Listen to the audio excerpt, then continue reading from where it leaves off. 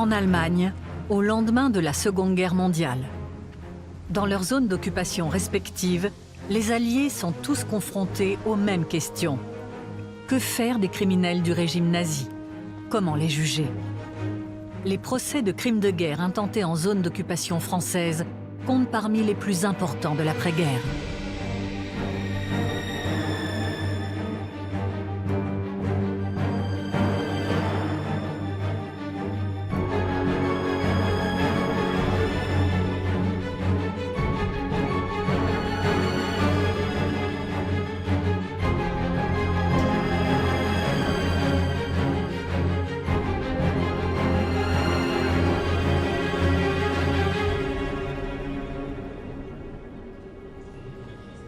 Les accusés étaient en majorité des surveillants employés dans le cadre du service du travail, des sans-emploi, des retraités, dont beaucoup n'étaient même pas membres du parti. Pour autant, ont-ils fait preuve d'humanité? Ont-ils montré un signe? Ont-ils eu ne serait-ce qu'un simple geste de compassion pour les détenus? Ou bien encore, ont-ils entrepris quoi que ce soit pour rendre plus supportable le sort de ces pauvres gens? À moins que leur comportement n'ait été pire que celui de certains SS les plus extrêmes. Avril 1946. Tous les hauts responsables et dignitaires de la zone d'occupation française se sont déplacés à Rastatt pour l'inauguration solennelle du tribunal général du gouvernement militaire. C'est le début officiel des procès de crimes de guerre en zone française. L'un des discours d'ouverture est prononcé par Joseph Granier.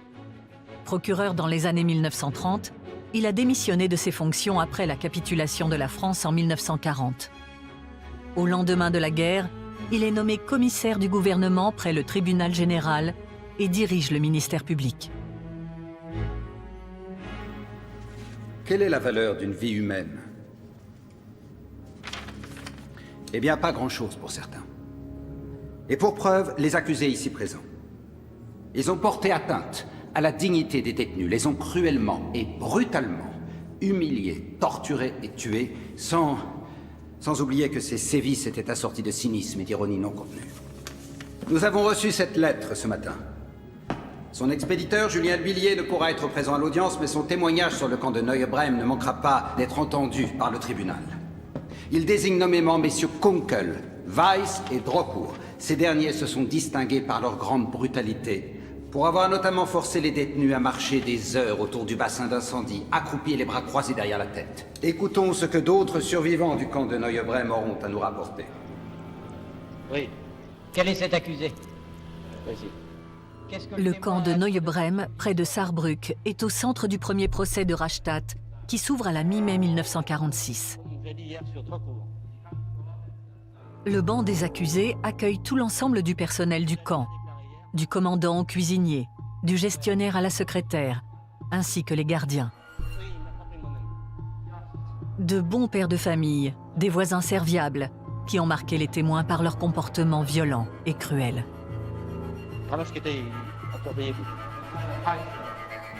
Déclinez votre identité, s'il vous plaît. Max Heilbronn. Reconnaissez-vous l'un des accusés? Oui. Plusieurs. Pouvez-vous les nommer? Oui. Friss, Kunkel et Drocourt. Lui, c'était le pire. Il trouvait toujours le moyen de nous faire souffrir un peu plus. Un nom revient régulièrement, celui de Nikolaus Drocourt. Cet ancien mineur sans emploi a été affecté au poste de surveillant au camp de Neue-Brehm par le service du travail du Reich. Il s'est présenté au tribunal muni de certificats de moralité établis par sa commune et ses voisins. Ils doivent attester de son comportement exemplaire. L'accusé Drocourt vous a-t-il frappé ou maltraité? Oui, c'est le cas en effet. C'était un sadique. Cet homme prenait plaisir à nous torturer. Veuillez nous donner un exemple. Quand nous sommes arrivés au camp, nous avons reçu l'ordre de nous mettre en rang. Une fois l'appel terminé, tous les Juifs ont reçu l'ordre de sortir du rang. Drocourt et Kunkel ont ordonné à chacun d'entre nous de soulever des pierres. Elles étaient lourdes, elles devaient peser dans les 5 kilos au moins. Et avec notre pierre dans les bras, nous devions en courant faire le tour d'un bassin, le bassin incendie. Seulement, au bout d'un moment, Drocourt a eu l'idée de nous faire porter une pierre supplémentaire, encore plus lourde. Et c'est donc avec ces 2 grosses pierres que nous devions courir tout autour du bassin. Toute la journée. Qu'arrivait-il quand une personne ne supportait pas ce traitement? Quiconque laissait tomber les pierres recevait automatiquement des coups. Surtout de la part de Drocourt. Il utilisait un fouet à lanière.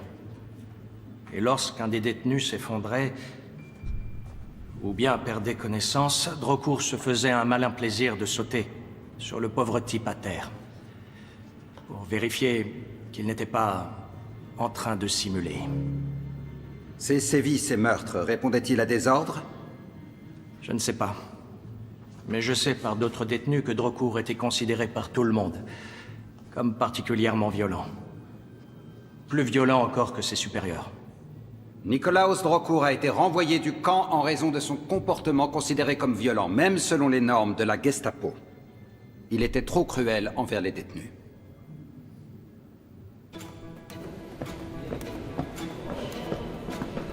Monsieur le commissaire, s'il vous plaît, un petit commentaire, ça ne prendra qu'une minute. Comment jugez-vous le déroulement du Vous procès? savez pertinemment que je ne vous dirai rien. C'est au tour des accusés d'être entendus. Allez-vous demander des peines de mort? Ce que vous avez entendu ne vous suffit pas. Il vous en faut plus, c'est ça? T'inquiète pas, il va finir par se détendre. J'ai besoin d'infos pour mon émission de ce soir. Allez, c'est bon, Kemper. Regarde-moi ça. Une double page pour le Neue Brem. Plutôt pas mal pour un premier jour de procès.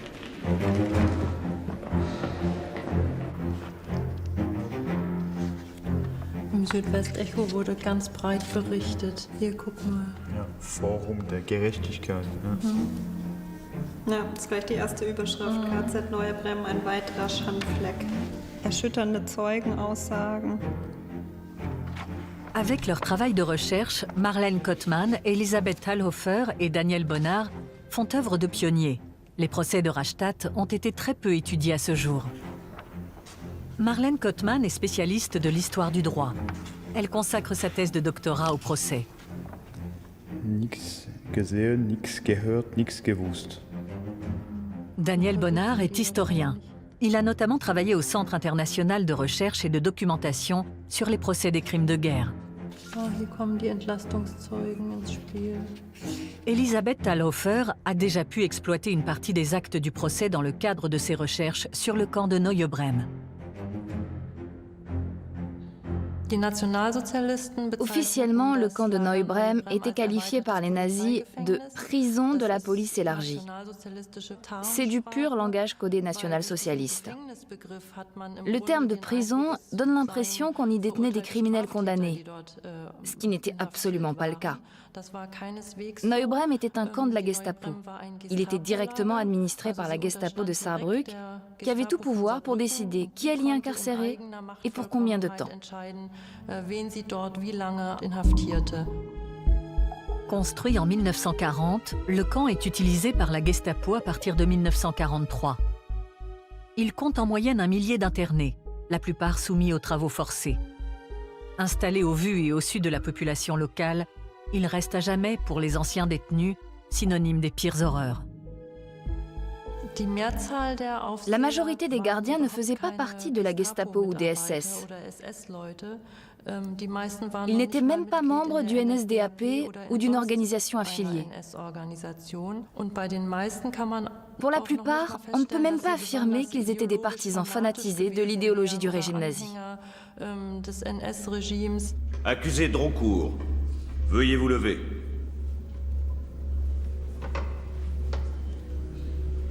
Étiez-vous membre du parti des SS ou de la Gestapo? Non, non, pas du tout. Je ne suis pas un nazi. J'ai été envoyé là-bas par le service du travail.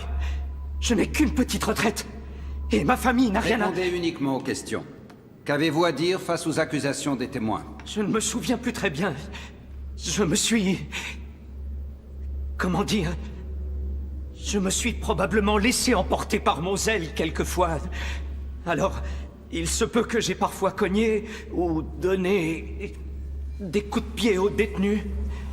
Je suis très irritable, vous savez. Avez-vous, oui ou non, participé aux actes autour du bassin incendie? C'est-à-dire, depuis mon accident dans la mine, ma mémoire ne fonctionne plus tout à fait comme avant. Mais je crois que j'étais en effet présent au bassin. Mais c'était pour le sport. Mais en quoi était-ce un sport? Faire courir pendant des heures des hommes portant des pierres de 10 kilos autour d'un bassin? Nous cherchions simplement à les occuper. Les occuper? Avez-vous frappé des détenus pendant qu'ils s'exerçaient? C'est tout à fait possible s'ils n'étaient pas assez rapides. Vous est-il arrivé de sauter sur des personnes évanouies? Avez-vous poussé des détenus dans le bassin? J'ai très peu de souvenirs. Avez-vous maintenu des détenus la tête sous l'eau jusqu'à ce qu'ils perdent connaissance? C'est possible. Parlez plus fort. Oui, d'accord, j'avoue tout, mais j'ai énormément de mal à me souvenir. Je vous en prie, je ne suis pourtant pas un monstre. Si j'ai fait tout ça, c'est parce qu'on m'a demandé de le faire. En quelques mois d'existence, le camp a été le théâtre de violences proprement inouïes. Parce que les surveillants ont très vite compris qu'ils étaient totalement libres de traiter les détenus comme ils le voulaient. Cette perspective en a effrayé certains. Mais d'autres, comme Nikolaus Drocourt, ont été gagnés par une sorte d'ivresse de la violence qui les a complètement désinhibés. Il n'y avait même plus besoin de prétexte pour maltraiter ou torturer les prisonniers. Les surveillants pouvaient se défouler sur eux, que ce soit par ennui, par frustration ou par pulsion agressive. Ils avaient compris qu'ils se trouvaient dans un espace de non-droit où les normes de la civilisation n'avaient plus cours.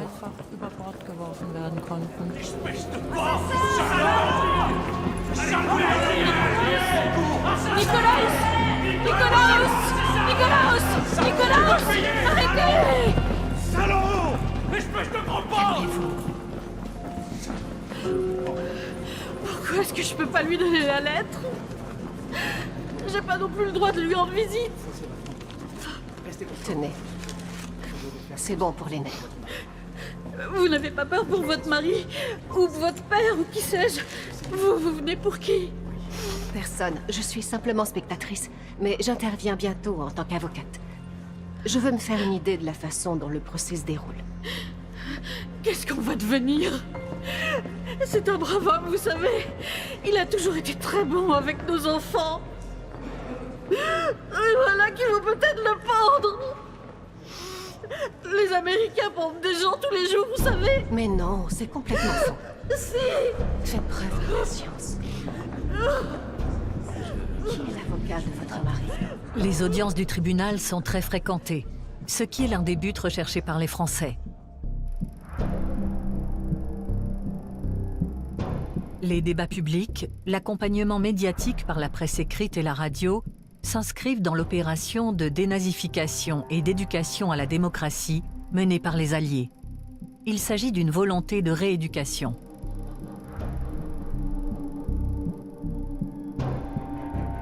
Cela passe aussi par l'exposition de la réalité des crimes commis dans les camps.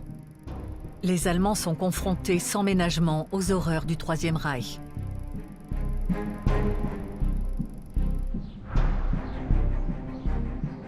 Les procès de Rastatt portent sur les crimes commis sur la partie du territoire qui constitue désormais la zone d'occupation française. Entre 1946 et 1949, 235 procès, grands et plus petits, se tiendront devant le tribunal général. Le choix de faire siéger le tribunal dans une petite ville de province peut sembler incongru. Mais Rastatt possède un château. Il est vide et suffisamment grand pour accueillir ce vaste dispositif humain et technique. C'est ici que se déroulaient les débats. Il a fallu installer tout un système de sonorisation avec microphone pour que chacun puisse entendre distinctement ce qui était dit. Les témoins, les procureurs, le public, bien sûr, et très important, les interprètes. Il fallait tout traduire vers le français ou vers l'allemand. Pratiquement tout l'ensemble du château était occupé. Pas seulement cette salle d'apparat, la salle des aïeux, mais aussi les enfilades de pièces qui la jouxtent des deux côtés. La tenue d'un procès de cette envergure nécessitait toute une organisation. Les collaborateurs et collaboratrices occupaient le 2e étage, ici en haut. Et très exactement ici était installé l'ingénieur du son chargé de veiller au bon déroulement des transmissions. Le château avait vraiment été techniquement équipé pour accueillir les procès.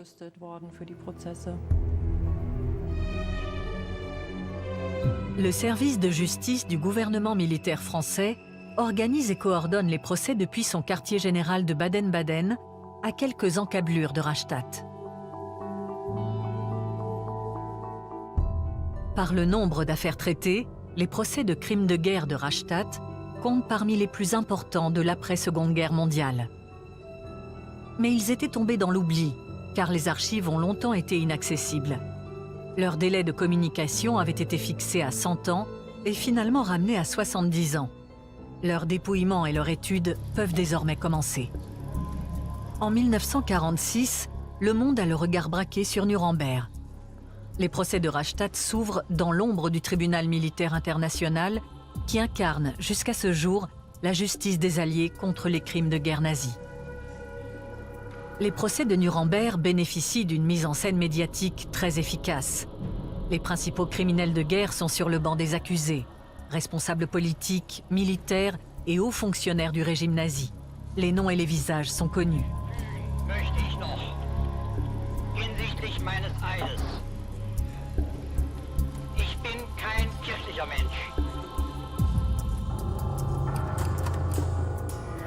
À Rastatt, les accusés sont en majorité de parfaits anonymes.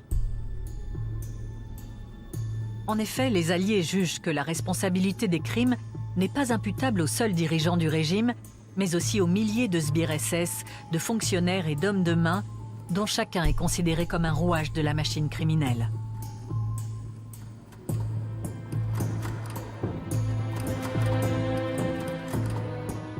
C'est au procès de Dachau que l'accusation introduit pour la première fois la notion de plan concerté, common design. Quiconque ayant participé de manière consentante à des meurtres et des sévices systématisés doit tout autant en répondre devant un tribunal que le personnel dirigeant. Conduits par les Américains, les procès de Dachau serviront de modèle à ceux de Rastatt.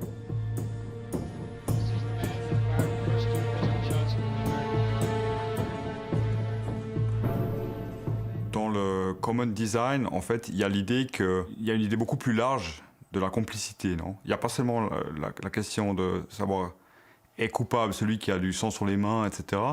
Il y a aussi la culpabilité d'avoir su, d'avoir participé à la préparation ou d'avoir rendu possible le fonctionnement d'un camp, par exemple. Enfin, en l'occurrence, c'est d'avoir rendu possible le fonctionnement d'un camp. Ça étend la complicité à beaucoup plus d'acteurs que dans le cadre d'une différenciation où il y aurait simplement Haupttäter, Mittäter, Nebentäter.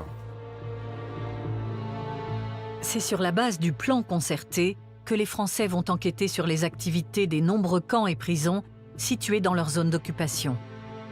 Dans leur collimateur, les bourreaux professionnels, mais aussi les criminels de bureau ou les simples employés. Les enquêtes aboutiront à 2130 actes d'accusation qui visent autant des commandants de camp que des secrétaires et qui contiennent tous le chef d'accusation de crimes contre l'humanité. Et puis ensuite, il faut absolument avoir en tête ce que j'ai dit tout à l'heure, mais qui à mon sens est important, c'est qu'il y a la nécessité de créer un nouveau droit international à cause de l'énormité des crimes. Parce que les crimes sont d'une gravité telle qu'il faut créer en fait des nouvelles normes, qu'il va y avoir en fait la création d'une nouvelle définition de crimes internationaux sous la forme de crimes contre l'humanité, sous la forme de crimes d'agression, et que ça c'est justifié en fait par l'énormité des crimes commis par les nazis, non ? Le système national-socialiste était incontestablement un système criminel. Néanmoins, des marges de manœuvre existaient. Et c'est précisément de celles-ci qu'il s'agit ici. C'était aux accusés que la responsabilité revenait d'aggraver les conditions de détention ou au contraire de les rendre supportables. Je serais bien en peine de vous dire lequel d'entre eux était le pire. Cependant, je peux vous dévoiler mon critère d'appréciation. De tous les accusés présents dans cette salle, je ne demanderai l'acquittement que pour un seul. Son comportement servant de calibre à l'évaluation de la culpabilité des autres. Il a été surveillant du camp pendant 6 jours seulement. Juste avant d'être brusquement renvoyé du camp pour avoir manifesté trop d'humanité envers les détenus. Ce n'est le cas ni de Friss, ni de Kunkel, ni de Drocourt. Ceux-là méritent 100 fois la peine de mort, car non seulement ils sont coupables de crimes déjà sanctionnés par la loi en vigueur, mais également de crimes pour lesquels il n'existait pas encore de peine. Parce que ces crimes semblaient inconcevables. Jusqu'à récemment. Venons-en maintenant aux différents accusés. Pour meurtre au 1er degré, homicide volontaire, complicité de meurtre, complicité d'homicide, violence, violence volontaire, vol, crime de guerre et crime contre l'humanité selon la loi numéro 10 du Conseil de contrôle, je demande la peine de mort pour Nikolaus Drocourt.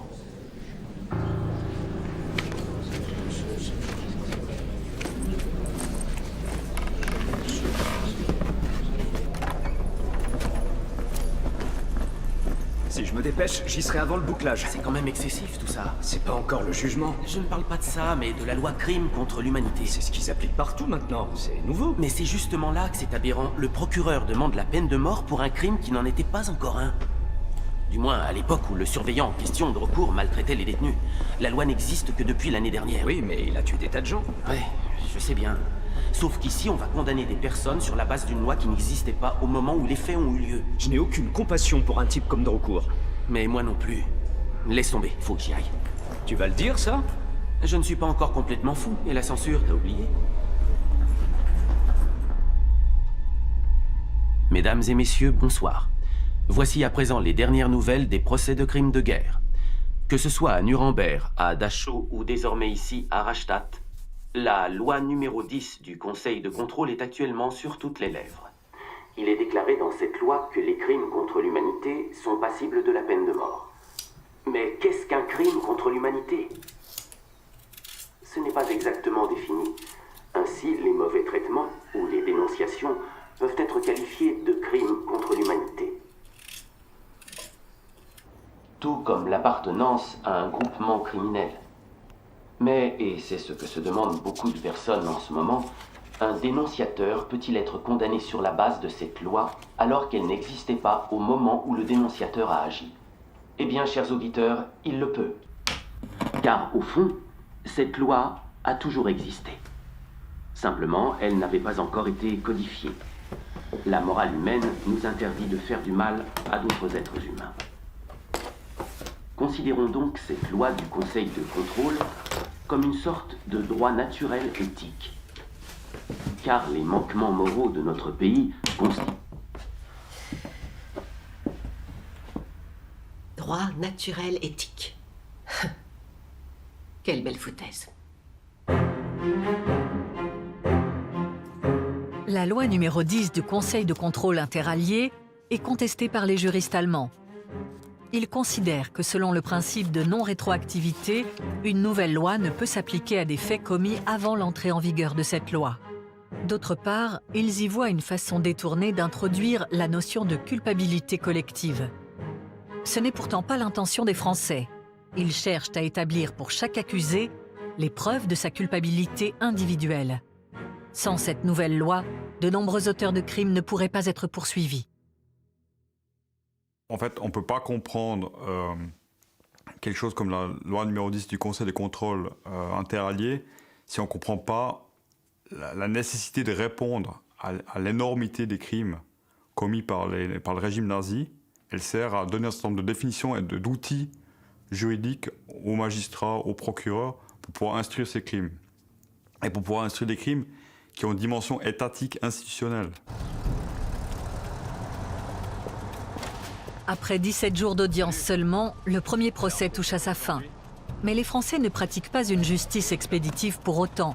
Les réquisitions du parquet sont mûrement réfléchies.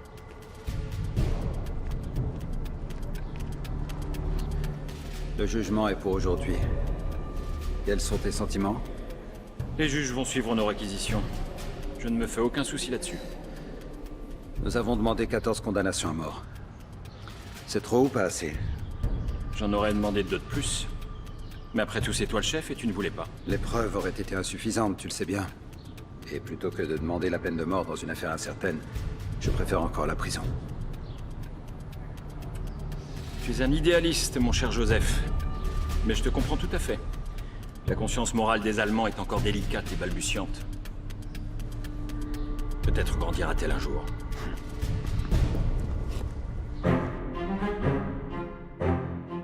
De nombreux magistrats français se sont portés volontaires pour participer au travail de justice. Car la France n'est pas seulement une nation victorieuse, elle est aussi victime. Le pays a été agressé et occupé par l'Allemagne, sa population a souffert. À Rastatt, il s'agit de rendre justice aux Français, mais aussi aux ressortissants des autres nations victimes. C'est aussi une des raisons pour laquelle le commandant français en chef français en Allemagne en fait, invite aussi des juges étrangers à venir siéger aux côtés de la France dans les procès de Rastatt. Par exemple, il y a des procureurs polonais ou des procureurs belges ou aussi néerlandais. Parce qu'en fait, c'est pour montrer que la France, en tant que nation juge, doit réparer en fait, ce tort qui a été fait à ses propres ressortissants et aux autres ressortissants des Nations Unies.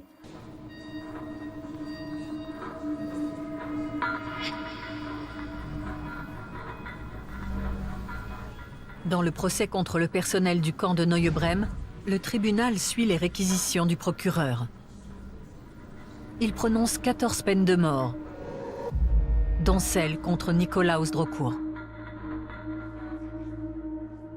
Dans les jours qui suivent le jugement, toutes les demandes de révision et de grâce sont refusées. 6 semaines plus tard, les condamnés sont exécutés dans une clairière à proximité de Rastatt.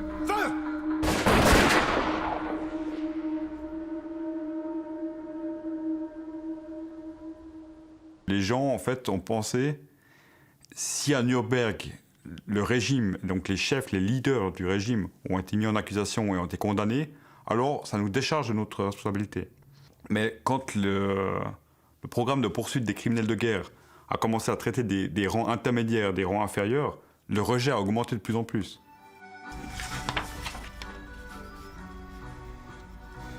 Mesdames et messieurs, bonsoir. Voici les dernières nouvelles des procès de crimes de guerre. Encore lui. Comment devons-nous traiter les auteurs? Comment devons-nous les punir? Ces questions sont à la base de tout procès de crimes de guerre. Et pourtant, une opinion manifestement assez largement répandue affirme que ces procès ne seraient rien d'autre que de la propagande. Ils seraient mis en place pour intimider et humilier les Allemands. Mais quiconque se consacre véritablement à ces procès n'ignore pas qu'au tribunal, seuls comptent les faits. Et la connaissance de ces faits est d'autant plus cruciale pour nous tous qu'ils sont les seuls en mesure de nous donner une idée de la responsabilité qui est la nôtre aux yeux du monde. Car nous sommes tous co-responsables. Et ces mêmes faits devraient suffire à nous convaincre qu'il nous faudra à l'avenir empêcher tout gouvernement allemand qui soutiendrait et encouragerait par voie officielle la brutalité et la cruauté.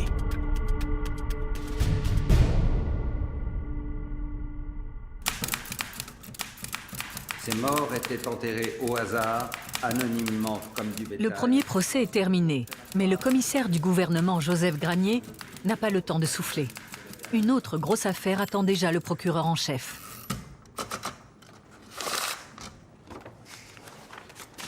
Il doit compulser les innombrables dépositions de témoins recueillies par les juges d'instruction, car son réquisitoire repose en grande partie sur ces témoignages.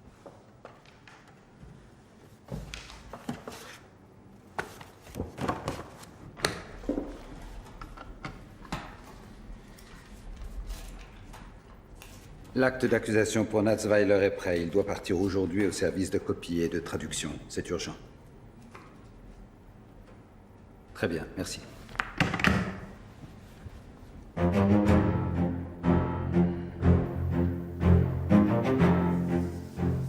Que dévoilent les archives du travail et de la démarche des enquêteurs? Au fur et à mesure de leurs recherches, Marlène Kottmann et Elisabeth Thalhofer mettent au jour les problèmes auxquels était confronté le ministère public français.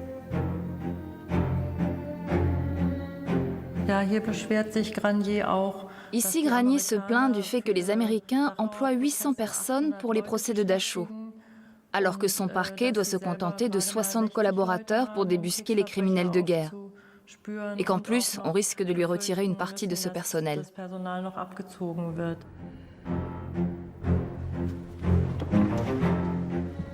Granier est sous pression et il manque de temps.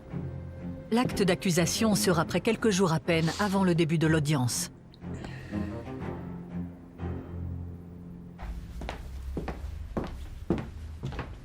Trop tard pour l'avocate de la défense, Helga Cloninger.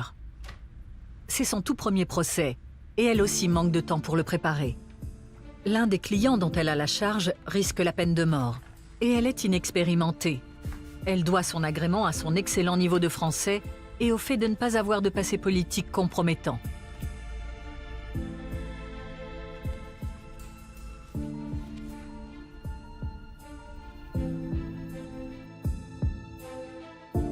Helga Cloninger a bénéficié d'une éducation ouverte sur le monde, n'a jamais fait partie de la Ligue des jeunes filles allemandes ou d'une quelconque autre organisation nationale socialiste. C'est ainsi qu'à 24 ans seulement, sans avoir entièrement achevé ses études, elle est commise d'office par la Direction générale de la justice du gouvernement militaire français. Avec plus de 50 accusés, son premier procès à Rastatt est aussi l'un des plus importants du tribunal. L'Allemagne nazie et sa zone d'influence comptaient 25 camps de concentration avec plus d'1 millier de camps satellites. Le camp de Natzweiler-Struthof, en Alsace, a été l'un des plus importants. Dans l'immédiate après-guerre, son personnel a été jugé à Strasbourg, l'Alsace ayant réintégré le territoire français. En revanche, la plupart de ces nombreux camps annexes étaient implantés dans le sud-ouest de l'Allemagne. Certains sont au centre du deuxième grand procès de Rastatt.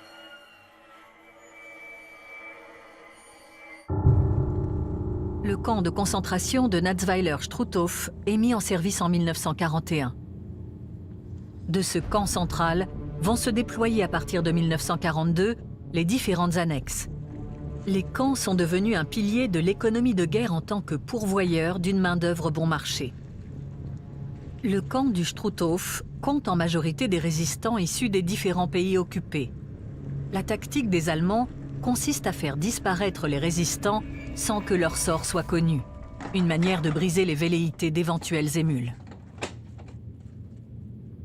Et sa particularité dans le système concentrationnaire mis en place par les nazis, c'est d'accueillir les NN, c'est-à-dire des personnes qui ont été déclarées Nacht ou Nebel, un décret qui établit qu'un certain nombre de ressortissants déportés politiques résistants de France, Belgique, Pays-Bas et Norvège doivent être envoyés dans ce camp en secret. Pourquoi en secret? Parce qu'en fait, les autorités allemandes s'aperçoivent qu'elles ne peuvent pas prendre ces résistants et les faire exécuter rapidement par les tribunaux militaires. Donc ils décident de prendre une autre option, c'est celle de les envoyer dans ce camp, en secret, sans donner d'informations sur eux.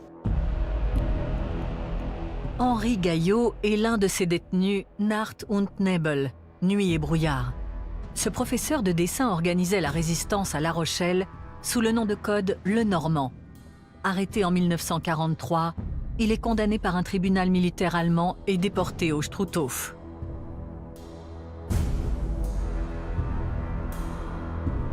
La faim, les appels interminables, les tortures et les travaux forcés jusqu'à la mort rythment le quotidien du camp.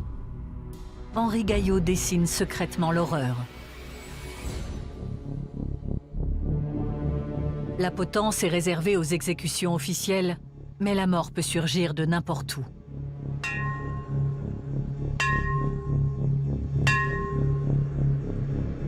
Et notamment du bon plaisir des surveillants.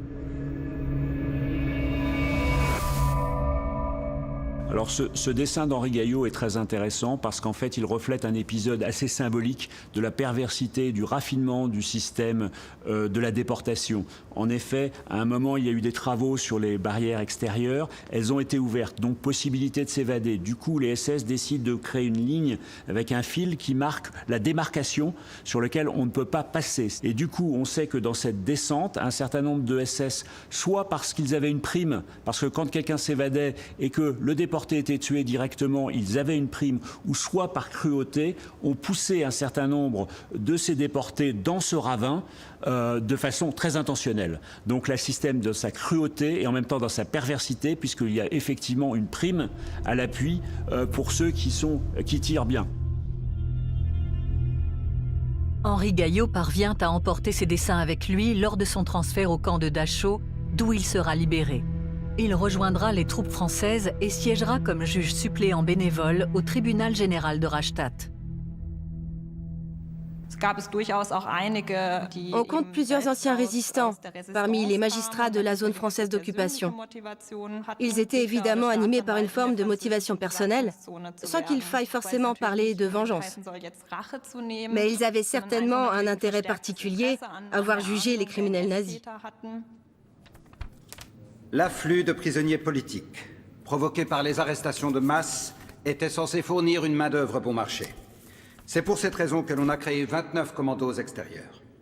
En 1 an et demi, 50 000 prisonniers politiques y ont été transférés depuis de plus grands camps, tels qu'Auschwitz, Dachau et Nassweiler, et mis au travail, ou devrais-je dire forcés au travail, dans des conditions vraiment inhumaines. Ces besoins colossaux en matériel humain étaient dus au fait qu'en parallèle, il y avait une consommation effroyable de ce même matériel humain. Résultat des courses, nous devons à présent exhumer 25 000 corps. Je vous laisse regarder. Nous parlons bien de 25 000 morts. Et ces morts en question étaient enterrés au hasard, anonymement, enterrés comme du bétail, lorsque les fours crématoires n'arrivaient plus à suivre. Ces morts sont le prix de l'effort de guerre nazi de la dernière heure. Tout au long de l'été 1945, les Français exhument un charnier après l'autre en vue d'établir les faits et de rassembler des preuves.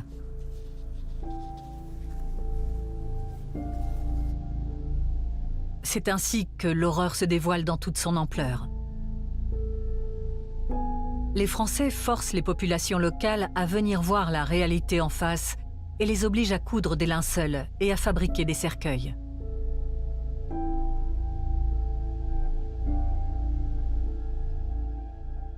D'anciens membres du NSDAP, le Parti national-socialiste, sont chargés de l'exhumation des corps et de leur mise en bière. Personne ne doit pouvoir affirmer « ces choses-là n'existaient pas chez nous ».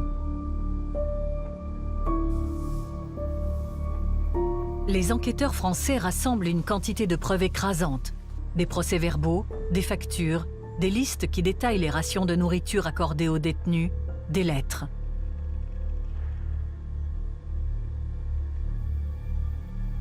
J'ai trouvé un document intéressant. Manifestement, il s'agit du compte-rendu d'une conversation téléphonique qui a servi de preuve au procès. Il est écrit « Au regard des difficultés de transport et de la pénurie de carburant, le Reichsführer SS a ordonné de ne plus transférer vers les fours crématoires des camps de concentration les détenus morts dans les camps de travail de l'industrie de l'armement et sur les chantiers. » Pour cette raison, les cadavres issus des camps de travail devront dorénavant être enterrés dans les cimetières locaux et, si possible, à l'écart, par exemple, dans le carré des suicidés. Les corps sont à vêtir de manière à ce que l'on ne reconnaisse pas qu'il s'agissait de prisonniers. Pour le procès-verbal de l'audience, notez que cette phrase est surlignée en rouge. L'inhumation est à réaliser par des détenus. Les enquêteurs de Rastatt, donc les magistrats qui étaient chargés d'instruire les crimes qui avaient été commis dans les camps, étaient confrontés en fait à des difficultés énormes par rapport à la reconstitution des faits. Parce qu'il faut avoir en tête que, d'une part, les nazis eux-mêmes, donc la SS, etc., utilisaient des techniques de camouflage ou alors de dissimulation très poussées pour pour éviter qu'il y ait une reconstitution des faits qui soit possible. À Nuremberg, l'accusation se fonde sur des documents produits par les accusés en personne. Nos collègues à Dachau nagent dans les pièces à conviction parce que certains nazis ont fait des photos de leurs propres crimes. Et nous, dans tout ça, nous n'avons pratiquement rien. Tout a été brûlé ou anéanti. On dirait que j'arrive au bon moment. L'ordre de détruire tous les dossiers à charge n'a pas été suivi par tout le monde. Bon, tu vas me montrer ce que tu as là? Voici ce qui a été remis à la police de Tuttlingen. Des certificats de décès délivrés par les services funéraires de la ville de Reutlingen.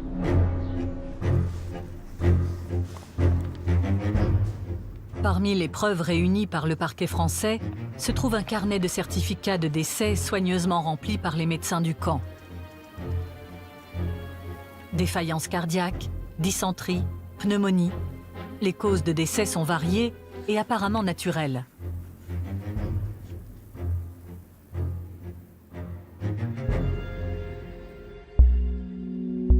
Mais l'autopsie des corps révèle la vérité. Des vertèbres cervicales brisées, signe de pendaison, et des impacts de balles dans les crânes.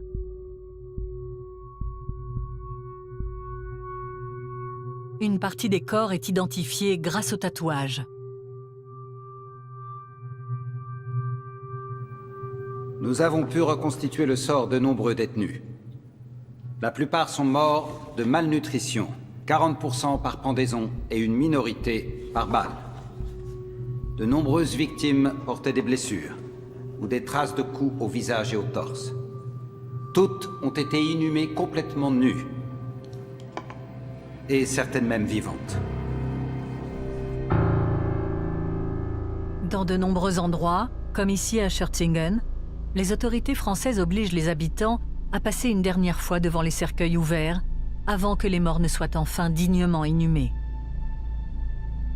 En juin 1945, le gouvernement militaire français fait installer un cimetière à proximité immédiate de l'ancien camp de Schörzingen. Il aura fait procéder auparavant, dans la mesure du possible, à l'identification des victimes.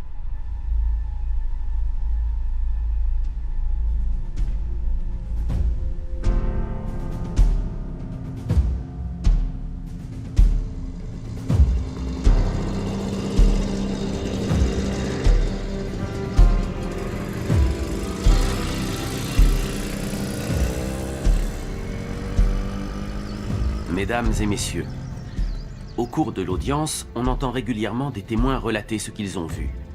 Ils étaient voisins, livreurs ou simples promeneurs du dimanche. Je me suis moi-même rendu sur les lieux qui sont aujourd'hui au centre de tous les débats. Que savaient les gens? Comment se sont-ils comportés? Les récits que j'ai entendus font froid dans le dos. Des récits d'enfants qui crachaient et jetaient des pierres au passage des prisonniers. Des récits de granges incendiées ou de bétail tué en guise de représailles pour avoir caché sur le bord du chemin quelques navets ou pommes de terre destinés aux prisonniers qui passaient par là tous les jours pour accomplir leur service du travail. Mais j'ai également appris qu'il y avait eu des larmes versées au passage de ces détenus, des mots réconfortants murmurés à leur intention. De toute façon, c'étaient tous des criminels, déclarent les uns. Nous n'étions au courant de rien, disent les autres. Chers auditeurs, croyez-moi, chacun pouvait savoir. L'idée, en fait, que la population allemande ne savait pas ce qui se passait dans les camps, elle a apparu, en fait, déjà pendant la guerre, lorsqu'on a commencé à comprendre que les choses allaient tourner en défaveur du Reich. Et en fait, il y a eu la peur, une peur qui commence à se diffuser, qui devient de plus en plus grande, de devoir rendre des comptes devant les tribunaux alliés, quoi, devant la justice alliée. Et donc là, c'est là qu'apparaît en fait cette idée, on n'a pas su ce qui se passait, on n'a pas eu connaissance des crimes, on ne savait pas ce qui se passait. C'est en fait une sorte de stratégie de défense ou de repli, quoi, une stratégie pour se protéger. On se protège soi-même en disant « j'ai rien su, je ne savais pas ». Ce procès sera l'un des plus difficiles pour le tribunal et le ministère public. Le complexe concentrationnaire de Natzweiler-Struthof est extrêmement ramifié et imbriqué avec différentes administrations nazies et entreprises privées. Démêlant les fils, Joseph Granier commence par porter son attention sur un ensemble de petits camps au service du plan Wüste. Pour le régime, ils occupaient une place cruciale dans l'effort de guerre. Le plan Wüste est mis en place à partir de 1944. Il entraîne la création de 7 camps extérieurs et de 10 sites de production installés le long de la ligne de chemin de fer Tübingen-Rottweil. Les sites sont consacrés à l'extraction et la distillation de schistes bitumineux, car les nazis ont cruellement besoin de pétrole pour continuer la guerre.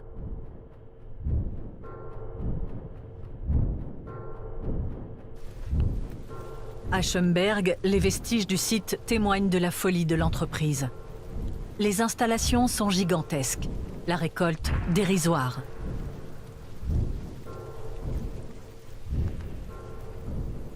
Pour obtenir 1 tonne de pétrole de mauvaise qualité, des détenus mal outillés, mal vêtus et mal nourris doivent extraire jusqu'à 100 tonnes de roche. Toutes les minutes, les vapeurs de la roche concassée et brûlée livrent 1 goutte de pétrole dans les bassins.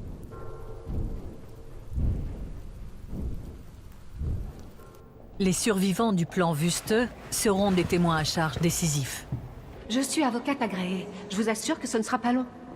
Mademoiselle Cloninger, qu'y a-t-il? Monsieur le commissaire, c'est vous que je voulais voir. Oui, me voici. Que puis-je pour vous? Écoutez... C'est à propos des témoins. Pourquoi ne suis-je pas autorisée à m'entretenir avec les témoins à charge? Vous n'êtes pas la seule. Aucun des avocats n'y est autorisé. Comment voulez-vous que je prépare ma défense si on m'interdit de prendre contact avec eux? Mademoiselle, ce sont les consignes. Vous savez ce que ces personnes ont enduré. Je ne peux tolérer que la défense leur inflige une quelconque pression. Donnez-moi au moins leurs coordonnées, s'il vous plaît. Je leur écrirai en espérant qu'ils me répondent. Non, je regrette. Je peux en revanche vous proposer de jeter un œil au procès-verbal des dépositions. Cela vous donnera au moins une idée de ce qui va suivre dans les débats. Oui, je ne vais certainement pas refuser une proposition pareille. Bien. Dans ce cas, revenez demain matin vers 10 h. Vous aurez 1 heure pour la consultation. Merci. Au revoir. Chers auditeurs, je relais cet appel à témoignage. D'anciens détenus ou toute personne qui a pu être liée d'une manière ou d'une autre aux différents camps de Natzweiler sont priés de transmettre les informations dont ils pourraient disposer au tribunal militaire général à Rastatt ou à l'officier de liaison auprès du tribunal de guerre de Dachau, le capitaine Joseph Trenel. Plus de 200 témoins ont comparu. Ils venaient de différents pays, ce qui veut dire qu'il a d'abord fallu en retrouver certains chez eux avant de pouvoir les interroger et savoir s'ils avaient des souvenirs susceptibles d'apporter quelque chose au procès. On leur montrait des photos pour s'assurer qu'ils étaient bien en mesure d'identifier les personnes.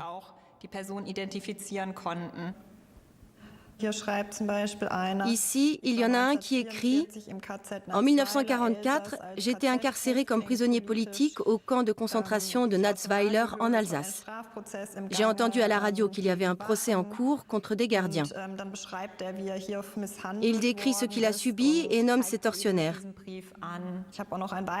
Une autre personne s'est manifestée après avoir lu un article dans la presse quotidienne. Ça montre bien que l'occupant utilisait tous les canaux de communication pour annoncer les procès et appeler les témoins éventuels à se manifester. Au premier procès Natzweiler, de nombreux témoins citent un contremaître civil du camp d'Erzingen et l'accusent du meurtre d'un détenu. Il s'agit de Paul Marek, l'un des clients que Helga Cloninger a été chargée de défendre. D'autres témoins, en revanche, affirment que la mort du détenu est due à un accident et n'était pas intentionnelle.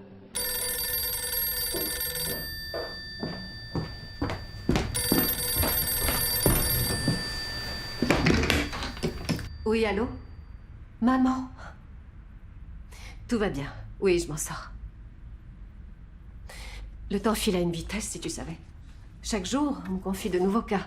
Personne ne veut s'en occuper. Tout le monde a une excuse. Non, c'est interdit par la loi. On n'a pas le droit de représenter plus de 4 clients par procès. Et d'ailleurs, ce n'est pas souhaité. Les Français veulent éviter les arrangements entre accusés. Écoute, maman, plus tard peut-être. Pour l'instant, j'ai beaucoup de travail. C'est mon tout premier procès, tu le sais bien. Je dois aller voir un client. Il risque la peine de mort. Je te rappelle bientôt.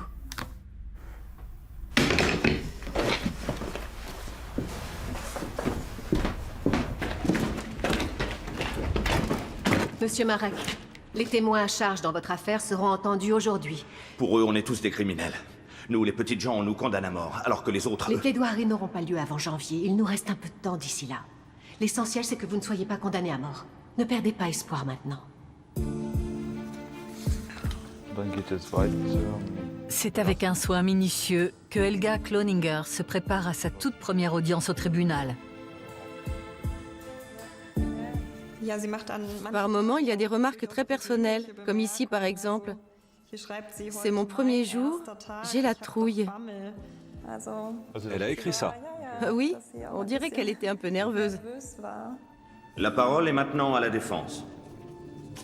Y a-t-il d'autres objections ou bien des preuves en faveur de l'accusé? J'ai déjà soumis les déclarations sous serment en faveur de mon client. Permettez-moi néanmoins d'ajouter une remarque de principe, Monsieur le Président. Il me semble que les réquisitions du ministère public font fi de toute forme de différenciation pourtant nécessaire. Je suis moi-même convaincu que Marek n'a pas été correct envers les détenus. Mais l'accusé de meurtre? Avec préméditation? Non. Peut-on, je vous le demande, imaginer un plus grand écart que celui entre ce travailleur de Haute-Silésie à moitié ours mal léché qui ne connaît pas d'autre monde du travail que celui où l'on se crie dessus et où l'on se bouscule, et les détenus du camp? Pratiquement aucun d'entre eux ne connaissait le quotidien d'un ouvrier. Ils avaient tous différentes professions et n'étaient par conséquent pas habitués au rude traitement qui était pour Marek inhérent à son travail. Je vous prie, Monsieur le Président, de le prendre en compte lorsque vous prononcerez votre jugement. Mademoiselle Cloninger, j'espère que vous avez gardé un peu de votre esprit combatif pour les audiences à venir. Ne vous en faites pas. J'ai bien plus en réserve. Me voilà rassuré. Et comment avancent les procédures avec vos autres clients? J'ai décidé de porter plainte pour entrave à la défense. L'un de mes clients n'a pas d'argent, et pourtant il est contraint d'avancer les frais de transport et d'hébergement de ses témoins à décharge. Seulement voilà, il n'en a pas les moyens, et je ne vais donc pas pouvoir appeler ses témoins. Je crains que ce ne soit pas de mon ressort. Je ne suis pas à l'origine de ce règlement. Mais vous pourriez faire la demande d'un changement de cette règle auprès de l'administration judiciaire. Un simple certificat attestant de sa situation financière difficile pourrait aider. Et le tribunal prendrait les frais en charge. D'accord. J'essaierai, merci beaucoup. Mais attention, mademoiselle, ne comptez pas pour autant sur un acquittement de votre client. C'est ce que nous verrons. Bonsoir à tous, chers auditeurs. Ils n'ont pas fini de nous casser les pieds avec leur compte-rendu d'audience. Ça suffit, à la fin. Voilà plus ou moins les réactions que l'on peut entendre des lecteurs de journaux ou des auditeurs quand ils prennent connaissance des comptes rendus des procès de crimes de guerre, que ce soit à Nuremberg ou à Rastatt. Ils en seraient presque à considérer ces comptes rendus comme un affront. Mais ce n'est pas en regardant ailleurs et par le silence que nous pourrons apaiser notre mauvaise conscience.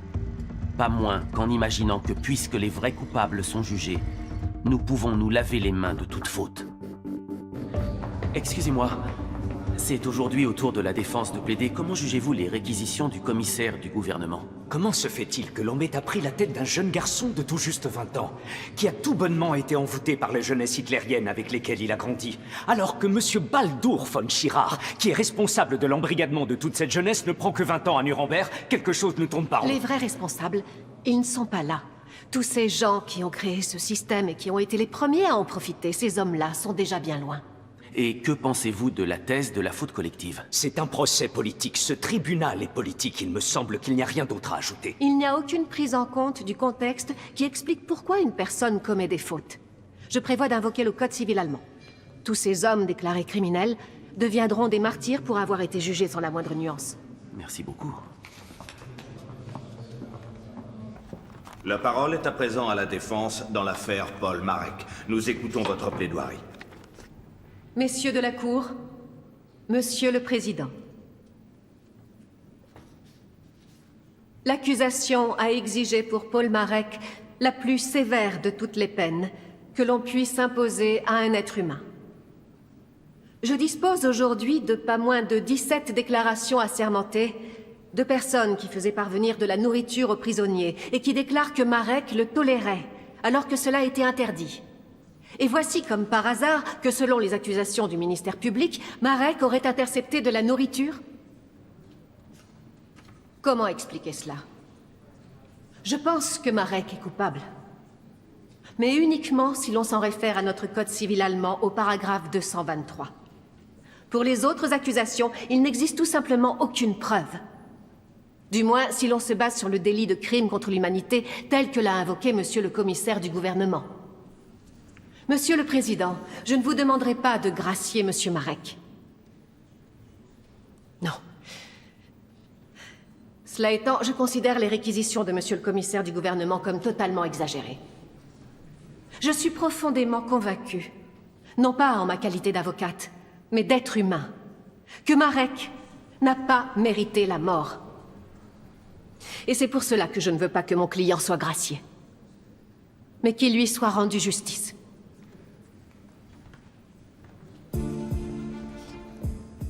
Félicitations, mademoiselle, pour votre première plaidoirie. Bravo. Chapeau, mademoiselle Cloninger. Si je puis me permettre de vous donner mon modeste avis, vous avez mis sur la paille vos collègues plus âgés avec brio. Je ne suis pas forcément d'accord avec vous sur certaines questions, mais c'était vraiment très bon. Attendant que les juges aient prononcé le verdict. Je pense qu'il y a de bonnes chances pour que vous tiriez votre client d'affaire. Continuez comme ça, vous savez défendre. Merci. Je me réjouis que vous ne soyez pas fâché. Le devrais-je? Eh bien, je vous ai quand même attaqué à plusieurs reprises. Il faudra vous y faire. Ça fait partie du jeu.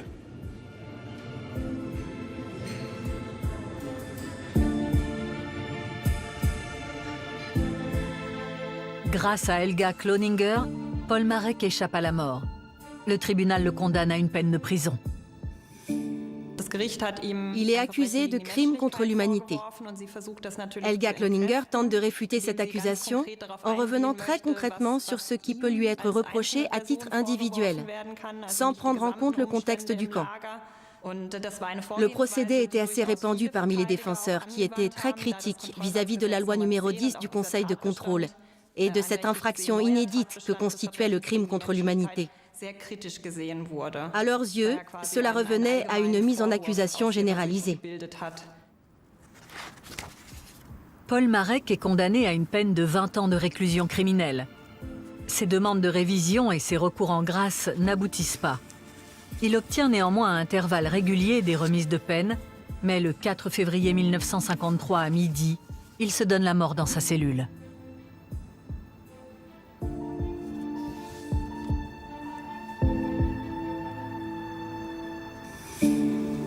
Monsieur Granier, s'il vous plaît, nous sommes déjà au procès suivant. Vous ne pourrez pas m'éviter éternellement. Vous est-il déjà venu à l'esprit que je ne passe pas mes journées assis à attendre des personnages tels que vous? Que chaque jour il s'agit de vie ou de mort ici? C'est-à-dire que... D'accord. Votre ténacité mérite toutefois récompense. La semaine prochaine, disons mardi? Quand vous voulez. Très bien. Bonne journée. Bonne journée.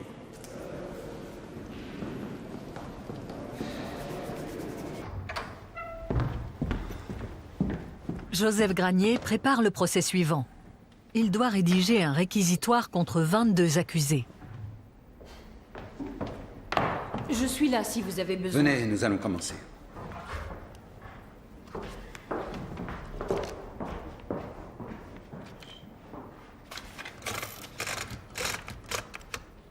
Robert Wunsch, date de naissance le 8 février 1904, à Haguenau, âgé de 42 ans, nationalité allemande, religion aucune.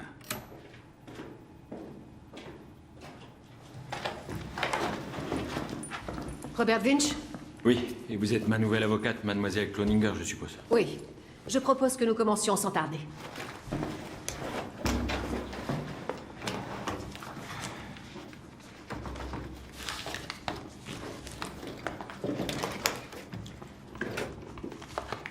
Vous êtes très jeune. Vous savez ce qui est en jeu pour moi. Ne le prenez pas mal, mais je m'attendais plutôt à une avocate un peu plus chevronnée. À strictement parler, je ne suis même pas avocate.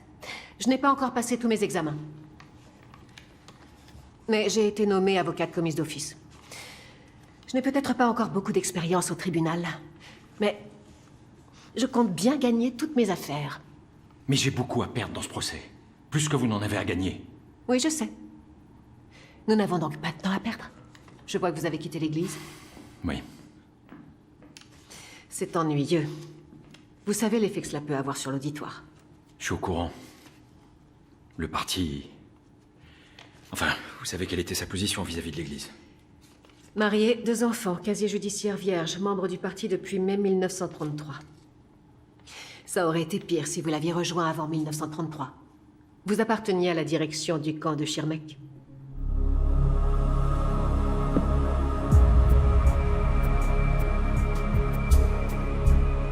Peu de temps après la capitulation de la France, à la fin de l'été 1940, la Gestapo fait aménager le camp de sécurité de Schirmeck-Labrock.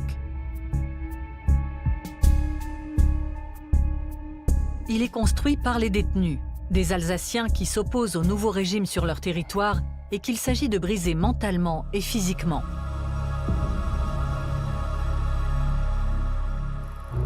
L'Alsace est annexée au Troisième Reich en 1940. Elle est immédiatement mise au pas par toutes sortes de réglementations. Les nouveaux maîtres sont décidés à la germaniser une bonne fois pour toutes.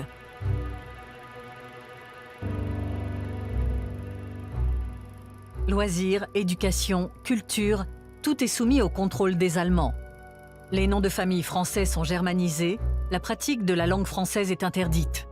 Si le service militaire dans la Wehrmacht est encore volontaire au début, il devient obligatoire pour certaines classes d'âge à partir de 1942.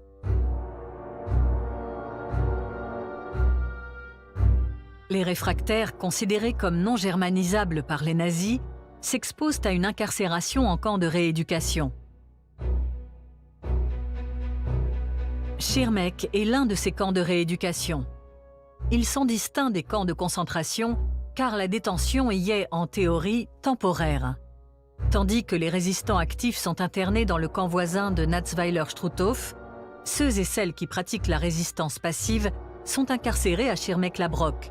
Ce sont des curés, des pasteurs, des insoumis du travail, des récalcitrants au service militaire, des passeurs.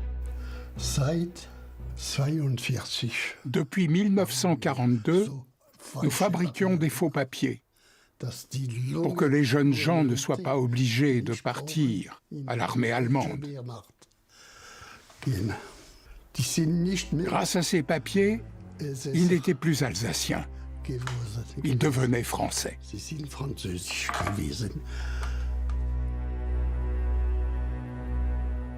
Pierre Receveur est passeur. Il a alors 17 ans. Les papiers d'identité français permettent aux jeunes Alsaciens d'échapper à l'incorporation de force dans la Wehrmacht.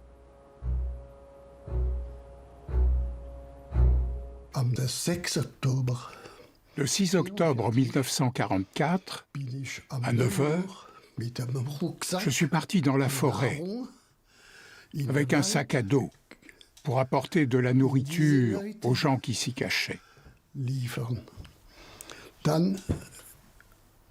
Mais mon voisin m'avait dénoncé et raconté tout ce que je faisais. C'était évidemment interdit.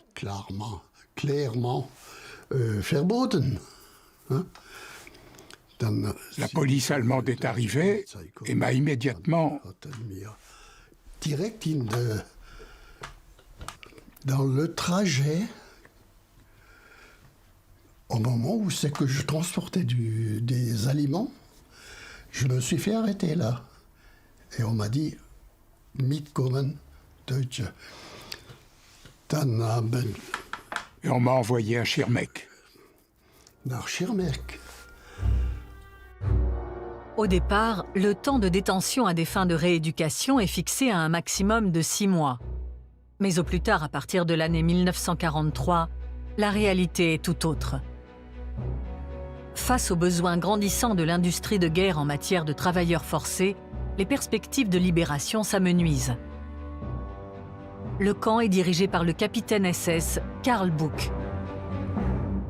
Buck est un homme imprévisible.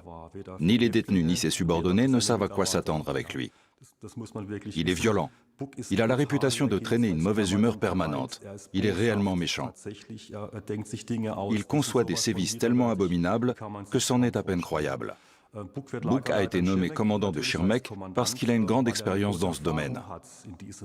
Il sait comment briser des êtres humains. Il sait comment les rendre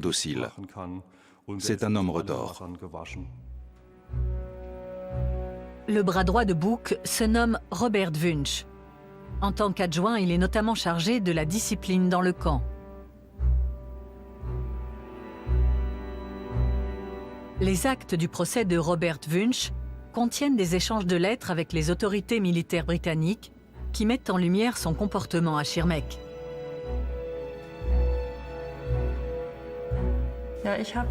Il est question de Robert Wunsch à Schirmeck. Il y a notamment le récit d'un incident. Wunsch a désigné 2 détenus qu'il a fait sortir du rang. Il a donné l'ordre de chercher une matraque et, accompagné d'un gardien et de ces 2 détenus, il est allé s'enfermer dans une pièce. Puis, les personnes à l'extérieur ont entendu des cris pendant une dizaine de minutes. Quand la porte s'est ouverte à nouveau, les 2 détenus gisaient au sol ensanglantés. En tant que commandant, Bouc se réservait le droit de déterminer la peine que recevaient les détenus qui avaient commis une faute. C'était souvent la bastonnade. Et moi, mon rôle était de l'assister. Le détenu était allongé sur le banc. On posait un linge humide sur la plante de ses pieds nus, et l'un des surveillants administrait les coups avec le bâton.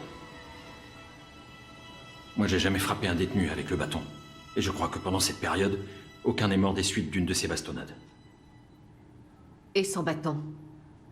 Avez-vous frappé quelqu'un sans bâton? Oui, je l'ai fait. Mais c'était tout au début, quand je suis arrivé à Schirmeck. De temps en temps, la Gestapo amenait des prisonniers pour les soumettre à un interrogatoire spécial, comme il disait. Parfois, la Gestapo nous proposait de les assister, alors je l'ai fait. J'étais présent à ces interrogatoires spéciaux, et oui, j'ai aussi frappé. Qu'est-ce qui vous a le plus secoué dans votre travail? Vous voulez savoir ce que j'ai entendu de pire? Des choses que l'on peut à peine imaginer. Des vexations conçues avec une perversion diabolique dans le seul but d'humilier une personne, jusqu'à ce que cette personne, devenue totalement abrutie, balance ses camarades morts dans le four, sans ne plus rien ressentir du tout. Ce tribunal ne sert-il pas à assouvir une vengeance ou à exercer des représailles pour toutes les injustices commises? C'est la question que se posent de nombreux Allemands. Vous savez, il est vrai que d'une certaine manière je mène campagne, oui. Mais pas contre les Allemands. Plutôt contre la barbarie, afin que valeur d'un être humain et dignité ne soient plus des mots vides. Ce n'est pas une question de vengeance. Pour les juges non plus, d'ailleurs. Mais vous rendez l'appareil aux Allemands grâce à votre pouvoir, si je peux m'exprimer comme ça. C'est du moins ce que vous voudriez voir. Disons que nous avons la chance de nous trouver à une époque où le pouvoir et le droit sont réunis dans les mêmes mains. Mais pas parce que nous sommes forts, ça peut changer très vite. Plutôt parce que nous avons réussi à conserver notre foi en l'humanité.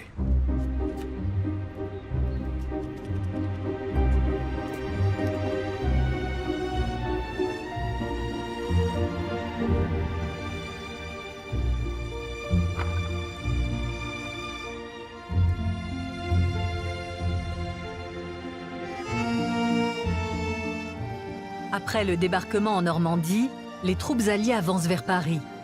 La ville est libérée en août 1944.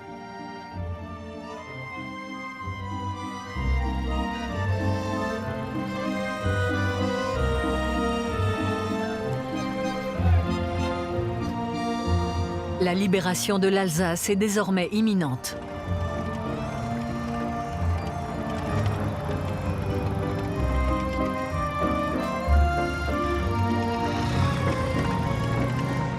Le jour où Paris a été libéré par les Américains, Bouc est venu me voir. Il fallait que tout aille très vite. Schirmeck était alors devenu une sorte de camp de rassemblement pour tout type de détenus. Il était rempli de prisonniers de guerre. Pas seulement des Français, mais aussi des Américains et des Britanniques. La situation était compliquée, étant donné que ces gens-là avaient un statut différent des autres détenus. Mais Bouc s'en fichait, il en a fait exécuter par dizaines. Les autres sont venus avec nous à Rothenfels.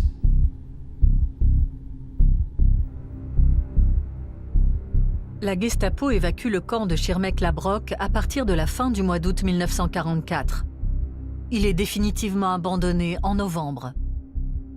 Les détenus sont transférés vers des camps annexes situés de l'autre côté du Rhin.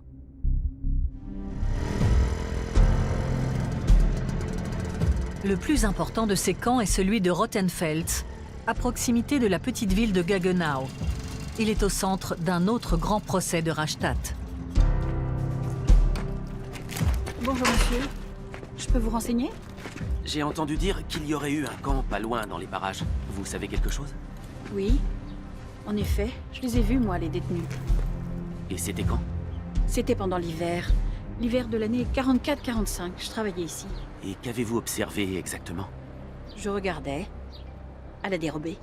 On nous avait tous renvoyés jusqu'au chef de la sécurité. Mais j'ai quand même jeté un œil, bien sûr. D'accord, et qu'est-ce que vous avez vu? Un matin, vraiment très tôt, un train à bestiaux s'est arrêté. Des gens ont commencé à descendre des wagons, ce n'étaient que des hommes. Et ils faisaient peur à voir, complètement déguenillés, pas rasés. Ils sont tous partis en direction du camp. Mais à ce moment-là, je savais pas encore qu'il existait. Et où était le camp? De ce côté-là, mais vous n'allez bientôt plus voir grand-chose. Merci.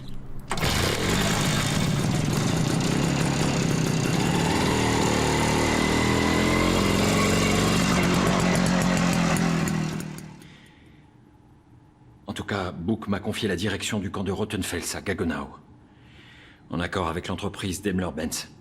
Il y avait une usine dans la région. Les détenus sont loués à Daimler-Benz, l'un des plus gros clients de la Gestapo.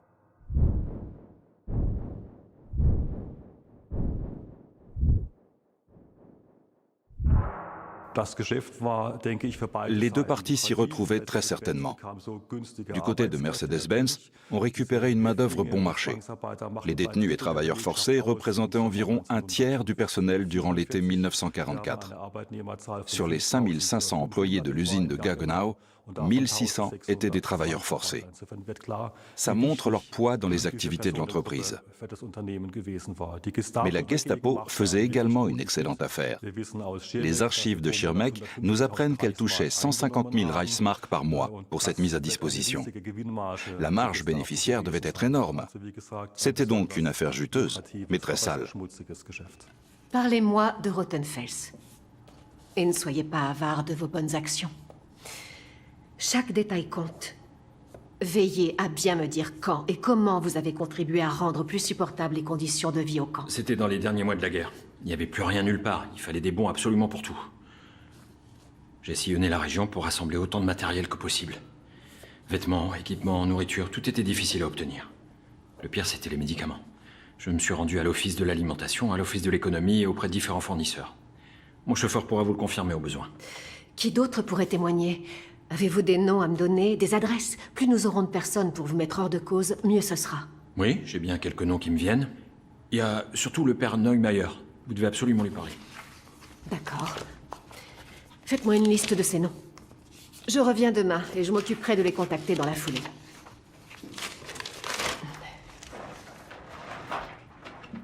Alors je vous dis à demain. À demain.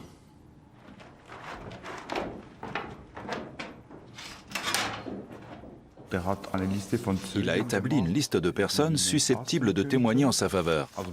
Il a vraiment tout préparé dans les moindres détails. Les avocats ont évidemment besoin que le client leur raconte en quelque sorte son histoire et leur indique les éléments qui pourraient le décharger. Oui, ce sont toujours les mêmes sujets qui reviennent et qu'on a déjà relevés. L'alimentation, l'hygiène, les conditions de détention. Il a absolument tout noté. Avec ses 1600 détenus, le camp de Rothenfels est totalement surpeuplé. De nouveaux baraquements sont construits. Mais à l'automne 1944, Gaggenau subit 2 attaques aériennes. Un tiers du bourg et une partie des nouveaux baraquements sont détruits.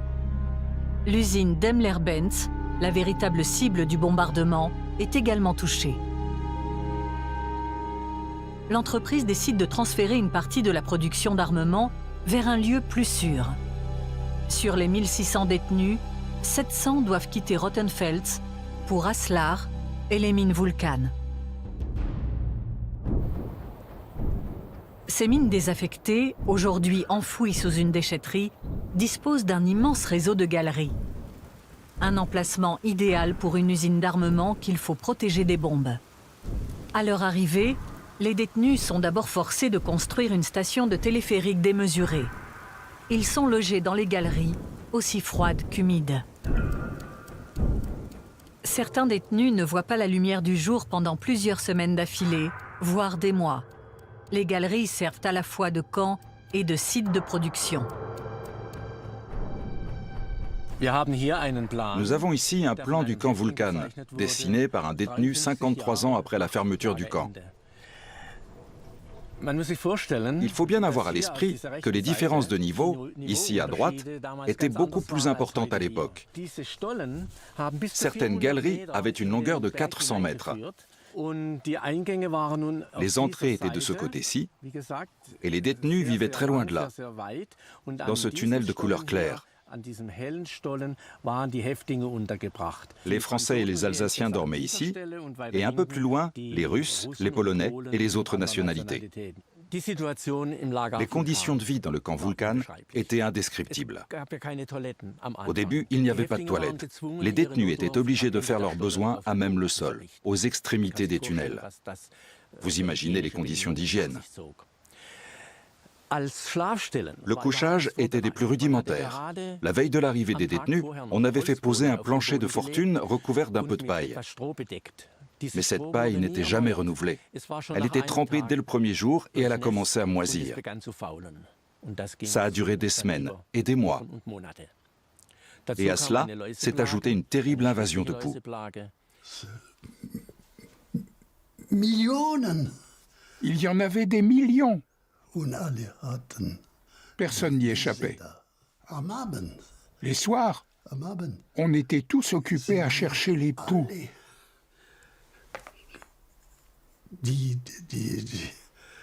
À les prendre entre les doigts. Et ensuite...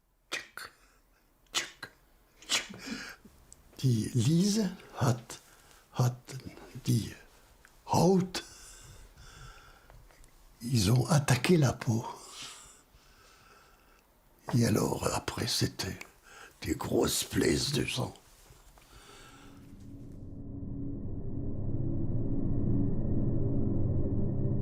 Le secrétaire du camp a répertorié 75 décès. Il est impossible de déterminer combien de détenus y ont réellement péri et combien sont morts ultérieurement des séquelles de cette détention.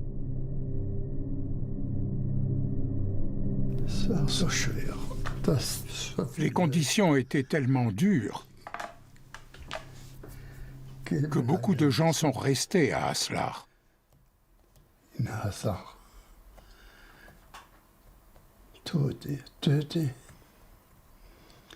Ils sont morts de maladie, du travail dans le froid.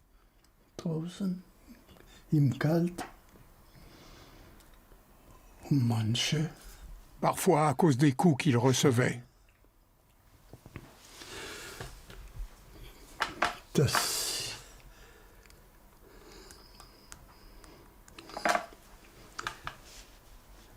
C'était dur.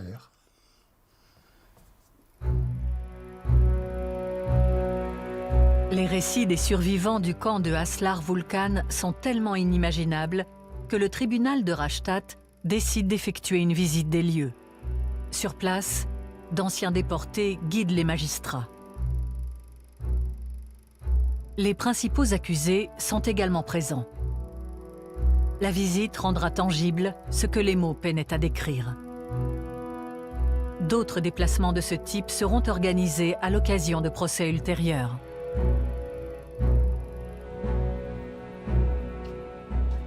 Robert Wunsch n'a pas rejoint Haslar. Il est resté aux commandes du camp de Rothenfels. Face au juge, il doit notamment s'expliquer au sujet d'une exécution de prisonniers de guerre. Il prétend ne pas en être responsable.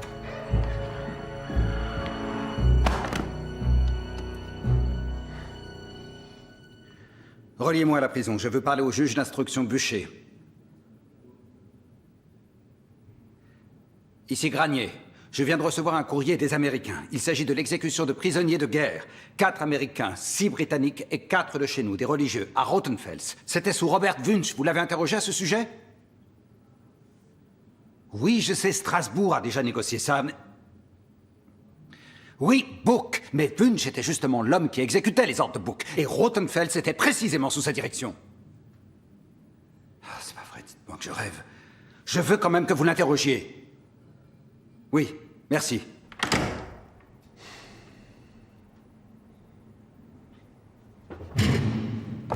On trouve parmi les accusés de véritables spécialistes des camps de concentration avec une imagination sans borne quand il s'agissait de concevoir des sanctions pour infractions disciplinaires. Comme des SS de la première heure, qui ont fait toute leur carrière dans des camps de concentration divers et variés. Ils sont les principaux coupables, car tous leurs subalternes se sont déchargés de la responsabilité sur eux de leurs actes en déclarant qu'ils n'ont fait que suivre les ordres. Ces chefs, pourtant, nient toute responsabilité. C'est ainsi le cas pour l'exécution de 10 prisonniers de guerre et de 4 religieux dans le camp de Rothenfels, pour laquelle personne, semble-t-il, ne serait responsable. Mesdames et messieurs, bonsoir. J'ai déjà vécu bien des choses en tant que chroniqueur judiciaire, croyez-moi. Mais certaines aberrations restent néanmoins difficiles à saisir. Au château de Rastatt, on tente actuellement de déterminer qui est responsable de l'exécution d'un groupe de prisonniers de guerre. Et la réponse n'est autre que personne. Monsieur Book renvoie aux ordres d'un certain Monsieur Isselhorst. Or, celui-ci est en fuite. Book explique qu'il n'a fait que transmettre cet ordre à Monsieur Wunsch. Celui-ci déclare que même s'il fut en effet le dirigeant du camp de Rothenfels, c'est Monsieur Nussberger qui était chargé des affaires policières et que c'est lui qui a, dans le cas nous concernant, donné l'ordre d'exécution. Monsieur Nussberger, quant à lui, explique avoir été témoin lorsque Book a transmis l'ordre à Wunsch et avoir simplement missionné un autre SS, Monsieur Neuschwanger, de l'appliquer. Monsieur Neuschwanger, pourtant, accuse un Monsieur Ostertag de lui avoir donné prétendument l'ordre d'exécuter les prisonniers. Monsieur Ostertag rappelle que Monsieur Neuschwanger occupait un poste plus élevé que lui dans la hiérarchie. Et là-dessus, Neuschwanger se remet à accuser Nussberger. Et ainsi de suite. Une charade où mon tout, vous vous en doutez, chers auditeurs, est le coupable, Monsieur Isselhorst.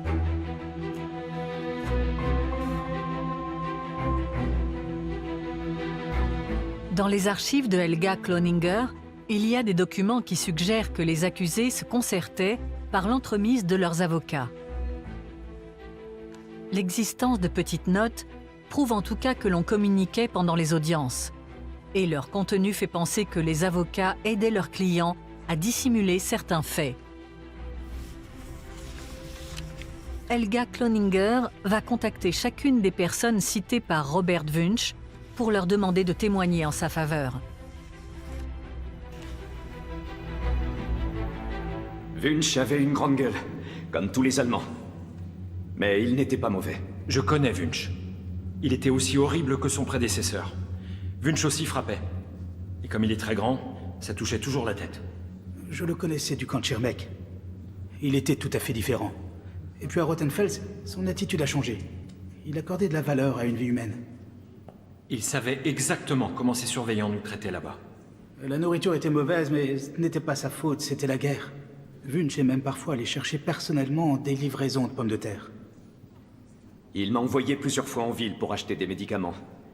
C'était un Wunsch complètement différent de celui de Schirmeck. Je ne peux pas dire du mal de lui. Je lui dois la vie. Monsieur le Président, j'appelle à la barre le père Neumeier, curé de Rothenfels. On entendait les tirs d'artillerie jusqu'à chez nous. La guerre se rapprochait de jour en jour. Nous savions tous que ce n'était qu'une question de temps avant que les Français n'entrent dans la ville. J'ai cherché à contacter le commandant du camp, Monsieur Wunsch. Quand les troupes alliées se sont approchées du Rhin, j'ai su que j'allais recevoir l'ordre de départ d'un jour à l'autre. Ça a été le cas en janvier 45. Monsieur Book insistait, il ne cessait de me renvoyer vers les chemins de fer du Reich et Daimler pour le transport. Mais j'ignorais ses ordres et faisais traîner l'affaire. Il est devenu clair que les Allemands n'arriveraient jamais à tous nous transférer ailleurs, étant donné que les Français étaient déjà aux portes de Rothenfels. C'est à ce moment que nous avons vraiment eu peur. On s'est tous dit qu'ils allaient nous abattre cette fois-ci. J'ai demandé à rendre visite à Robert, car j'étais en contact avec certains détenus. C'est là que je lui ai raconté que ces derniers préféraient encore fuir plutôt que d'être transférés à nouveau ou de subir une marche forcée. Un jour, en revenant au camp, j'ai vu que mes hommes chargeaient les voitures. Leurs bagages étaient prêts pour le départ. Les mitrailleuses étaient installées et les grenades prêtes à l'emploi. J'ai demandé qu'on m'explique.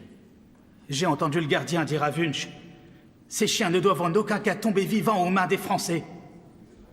Et Wunsch lui a crié dessus, rien du tout. Allez, chacun à son poste. Il n'arrivera rien aux détenus.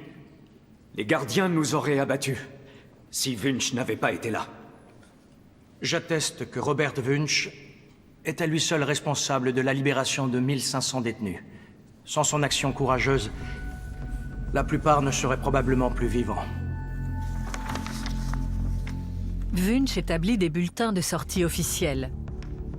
Il libère pratiquement tous les détenus, non sans avoir passé au préalable un marché avec le père Neumayer.